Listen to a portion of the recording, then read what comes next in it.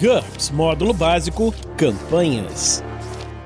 Regras do GURPS, quarta edição. Episódio 154, capítulo 13. Situações especiais de combate, armas especiais de combate à distância. Uma produção RPG Next.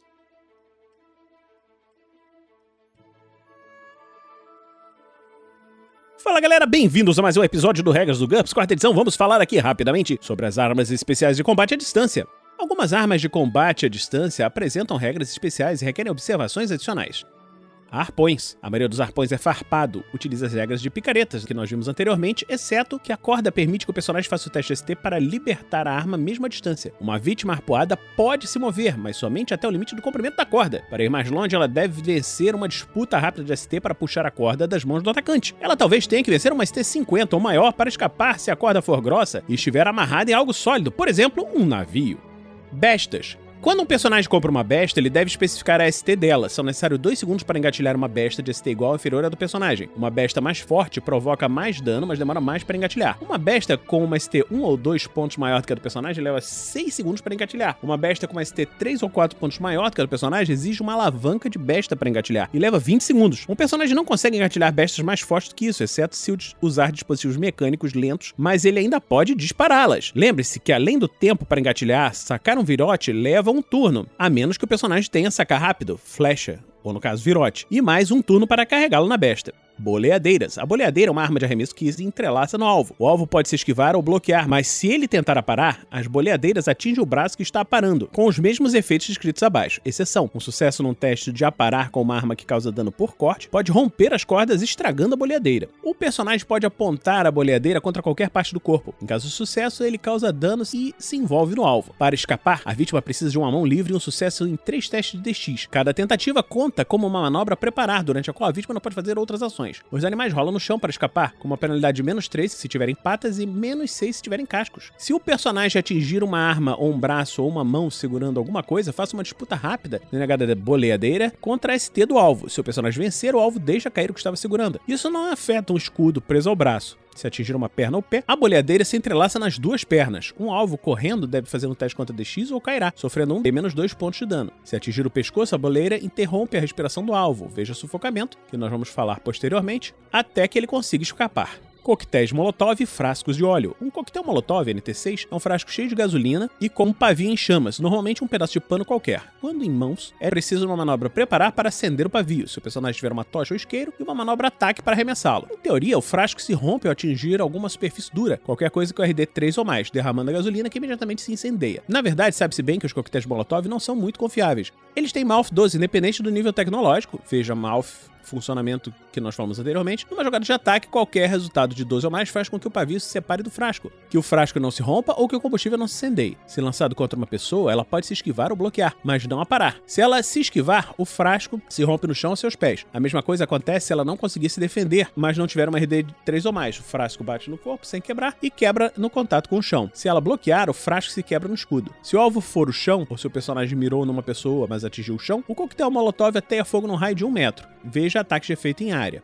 que nós vamos falar em breve. Em um mapa de combate, o hexágono alvo fica em chamas. Se o coquetel Molotov se quebrar no alvo, ele causa 3D pontos de dano por queimadura e depois 1D pontos de dano por queimadura por segundo. A RD costuma proteger contra apenas 1/5 desse dano. Armaduras vedadas protegem completamente. Se o coquetel atingir o escudo do alvo, esse sofrerá dano e o usuário poderá continuar usando o escudo até ele ser destruído. O fogo está na parte de fora. Use a regra de dano a escudos, que nós vamos ver em breve. Ou simplesmente assuma que ele deve ser descartado depois do combate. Se o frasco se romper no chão, as chamas causam 1D-1 ponto de dano por queimadura por segundo num raio de 1 metro. Em todos os casos, as chamas queimam por 10D segundos. O fogo grego NT3 consiste em nafta, um derivado do petróleo, destilado a partir de um óleo cru, similar à gasolina, misturada com banha ou alcatrão e salitre bruto, para torná-la pegajosa e fazer com que ela produza mais calor. Ela deve ser muito cara. Trate louças de barro cheias de fogo grego como coquetéis Molotov. Esse seria o clássico frasco de óleo dos cenários de fantasia. Abaixo de NT3 não há possibilidade de líquidos inflamáveis de ardência forte em cenários realísticos. Observe que essas armas são frágeis. Quando o personagem cai, jogue um D para cada frasco. Ele se quebra no resultado de 1 a 4. Um oponente também pode golpear um frasco preso a um cinto, penalidade -5 na jogada de ataque. Ele se quebra automaticamente se for atingido. Qualquer um dos resultados acima deixa o personagem encharcado com um líquido inflamável. Um único ponto de dano por queimadura irá atear fogo nele. Flechas em chamas. Uma flecha em chamas pode ser feita por meio de um pano, grama, etc., embebido em óleo ou gordura ao redor da haste logo atrás da ponta da flecha. São necessários 10 segundos para preparar uma e ela deve ser usada dentro de 3 segundos após sua preparação. Ela tem um voo desajeitado, resultando numa penalidade de -2 na jogada de ataque. Se ela atingir seu alvo, considere-a como uma flecha que causa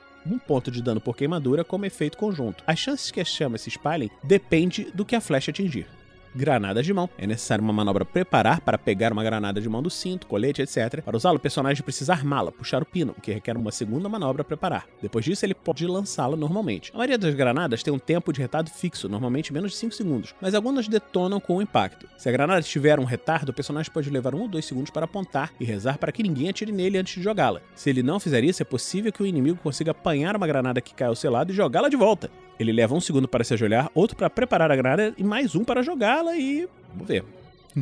Laços. Como arpão. Considere um laço como uma arma de arremesso. Apesar de o personagem segurar uma das extremidades. É possível atacar com um laço contra qualquer parte do corpo. O alvo pode se esquivar ou aparar, e se aparar com uma arma que causa dano por corte, ele danifica o laço como se estivesse tentando cortá-lo, veja abaixo. Contudo, se o alvo tentar aparar e fracassar, seu braço é automaticamente enlaçado. Se o personagem atingir o braço ou o tronco do alvo, ele fica enlaçado. Nos turnos seguintes, o personagem precisa fazer uma manobra preparar para manter a vítima enlaçada. Ele deve fazer uma disputa rápida de ST em seu turno. Se o personagem vencer, ele mobiliza o oponente. Se perder, o oponente puxa o laço dele. Se o personagem laçar o pescoço do alvo, usa as mesmas regras, mas a vítima sofre uma penalidade de -5 na disputa. Se o personagem vencer, o laço corta a respiração da vítima. Veja sufocamento. Se o personagem laçar o pé do alvo, ele deve fazer um teste de DX para permanecer em pé.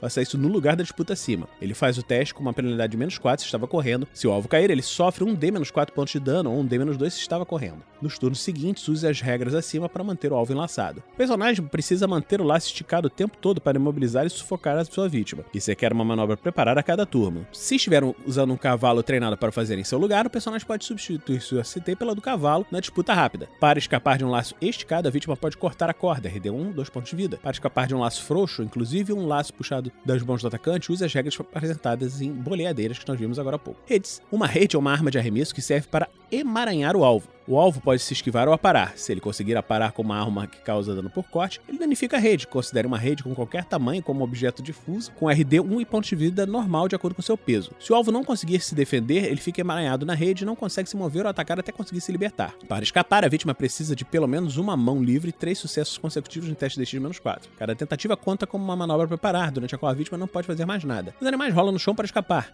com uma penalidade de -2, assim como humanos com apenas uma mão disponível. Os testes para escapar de uma rede pequena são feitos com bônus +3. Se a vítima fracassar em 3 testes consecutivos, ela ficará tão embaraçada que só conseguirá sair se alguém cortar a rede para ela. Também é possível escapar de uma rede ao danificá-la. A vítima só pode usar um ataque com alcance C, mas eles são automaticamente bem-sucedidos. Use as regras apresentadas em quebrando uma arma, que nós já vimos anteriormente, mas considere a rede como difusa. Veja lições em alvos difusos, homogêneos e não vivos, que nós já vimos também anteriormente. O personagem também pode usar uma rede pequena como uma arma de combate corpo a corpo. Ela tem um alcance de 1 ou 2 metros. Resolva o ataque usando as regras de laços acima e resolva as tentativas da vítima de se livrar usando as regras de boleadeiras. Então, terminamos por aqui esse episódio do Regras do GURPS, 4ª edição. Esperamos que você esteja gostando dessa série. E considere nos apadrinhar em picpay.me/rpgnext ou em www.padrim.com/rpgnext. Então, a gente fica por aqui e se encontra na próxima semana aqui no RPG Next. Regras do GURPS, 4ª edição. Músicas por Kevin MacLeod e Scott Buckley. Uma produção RPG Next.